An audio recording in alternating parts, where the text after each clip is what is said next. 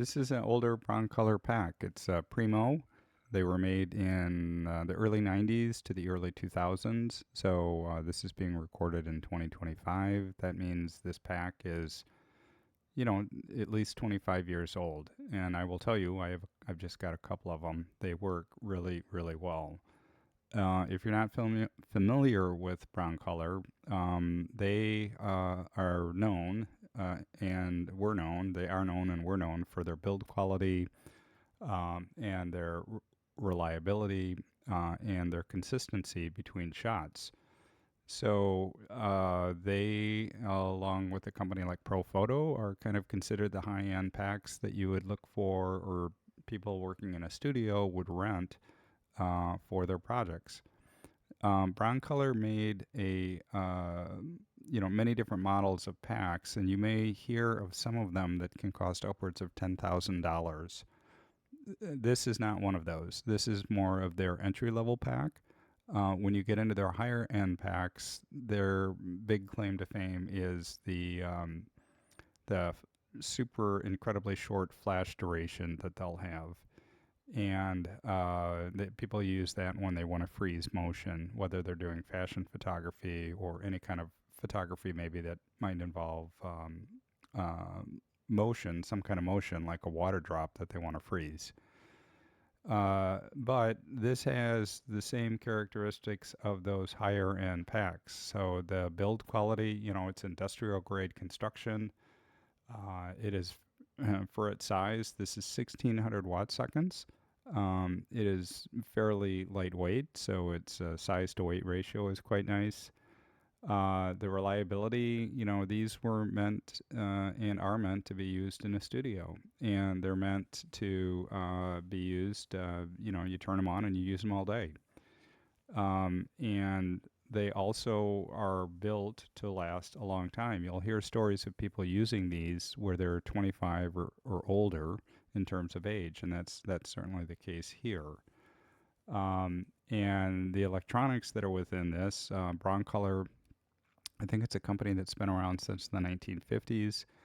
They manufacture everything in house. They're kind of like a really high end Swiss watchmaker in that regard. There are very few, if maybe no, components that are coming from the outside. So even something like the circuit board of the pack is printed and manufactured at Broncolor. And then the consistency between shots is things like color temperature, it's flash duration, it's the power reliability. And when you think of like just something like color temperature, is it daylight balanced, or if you turn the power down, does it get, even more warm? Sometimes that happens on different types of monoblocks or packs. And, within one head plugged into this pack, it's supposed to be at any power setting, you're getting the same color temperature coming out of it.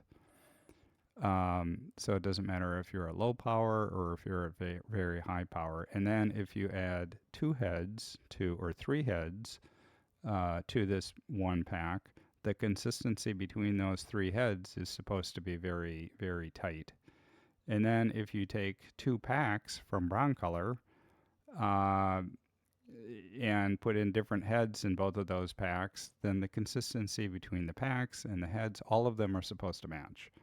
So there's a lot of ways to think of consistency, and I would imagine newer strobes or newer monoblocks now, especially the ones that are more expensive, probably have that figured out.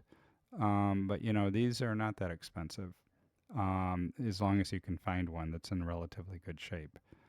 So there is a lot to like about this, but excuse me, the pack is very, very simplistic. It is a synchronous pack. Now they do make a Profoto Primo with the letter A, Primo A. A stands for asynchronous. So what does synchronous means? It means that all of the ports get the same power.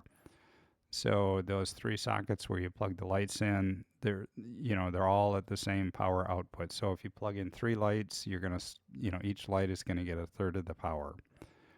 If you take a look at the videos that I've done on Speedotron or on ProPhoto, those types of packs, you'll see that they have asynchronous power where you can change the power output to the different lights that you're plugging in. And that can be handy for making adjustments to your power, even with one light. But this one doesn't have that. And in some ways, it makes it easier to use because you plug a light in and then that giant dial in the upper left, you just turn it. It goes from 1600 watt seconds all the way down to an eighth power. So that's going to be 200 watt seconds. By the way, when you go from the 1/1 to 1/2, you've taken out a stop. When you go from 1/2 to a fourth, that's two stops. And when you go from 1/4 to 1/8, that's three stops that you get to change. There are third of a stop increments that are in between those two, but I think it's variable. I think you can actually put the dial anywhere you want to get the precise power that you want. Other things on here that are a little different in the lower left is the sync port.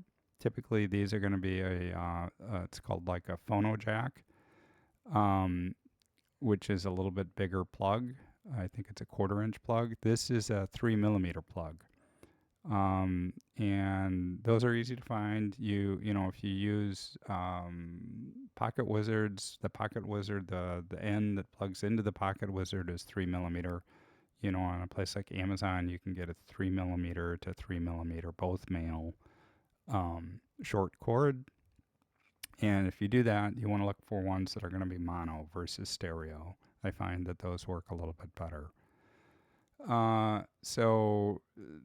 Or you can buy an adapter that goes, I would imagine you could find an adapter that goes from 3mm to the phono or the 1/4 inch jack. The buttons down the middle are, if you push it in, they're turned on. If you see it out, they're turned off. It's kind of hard to tell whether the thing is pushed in or pushed out. It's very shallow when it goes in. But you can turn on a cell, an internal cell that will, or slave that will recognize another flash. And these are really sensitive. I've used a small 60 watt strobe that you put on the top of your hot shoot strobe that you put on the top of your camera at a very low power in a fairly large room, pointed it away from the pack, and the pack would still fire. You can have the next button is a slow recycle or fast recycle, and even at its fast setting, this pack doesn't regenerate or come back to power quickly.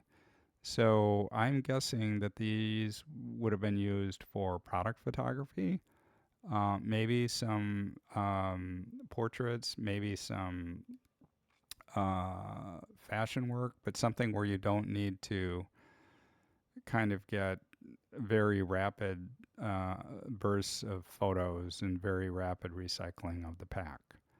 For me, that doesn't matter because I am not working, I don't shoot that way. And then there's a test button, like a normal test button that you'd see at the bottom. Other than that, you have a normal cord for power. It requires mains power, and you have to plug it in. And it is pretty cool the way the lights go into the pack. They're this kind of long and narrow piece of plastic that has a whole bunch of metal connectors that stick out of it. So, they're really really snugly put in there when you have them connected. So yeah, I enjoy this a lot. I've been using it recently, maybe over the past couple of weeks. And this is another example of a cord. This is an extension cord. You can just kind of see the male and the female end on this. And the one of the issues with them is trying to find them. Not a lot of, I don't think, I don't think there were a lot that were made. However, you should be able to find them because they don't wear out. And if you want to get one that's asynchronous, then the naming convention is you look for the letter A in the description. So instead of a Primo, it would be a Primo A. And they also have something called a Primo 4. So that is just a 3200 watt second pack. And you can get a Primo 4A, which would be 3200 seconds in asynchronous, which is a lot of power. And even 1600 watts that only goes down to 200 is still a lot of power. But you when you start putting diffusion, or if you want to get really, really define shadows and you move the lamp, far away from your subject, you're going to eat into some of that power. And, you're going to find ways to kind of get it modified to where you want. Another way that you're going to eat up a lot of power is if you put a grid over the light, or a snoot, something to further restrict the light coming out of it. So really happy that I got these. I was lucky enough to get some locally. I have 2 packs and 4 heads. They, were very inexpensive, but I've been looking for them for a long, long, long time, and I finally found some. So they don't always come up, especially locally.